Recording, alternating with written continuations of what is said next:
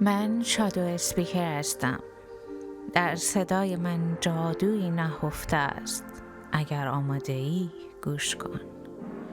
دیشب خوابی دیدم، نه مثل خوابهای دیگر.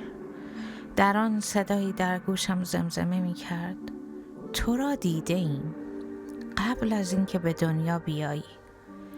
انگار سایه‌ات از تو قدیمی تر است و هنوز در تاریکی منتظر توست. اگر حس کردی روحت دارد چیزی را به یاد می آورد، کانال ما را دنبال کن.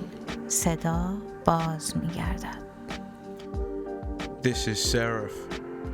You are not your first version. You are a shadow remembering its flame. Subscribe. Your echo hasn't finished its message.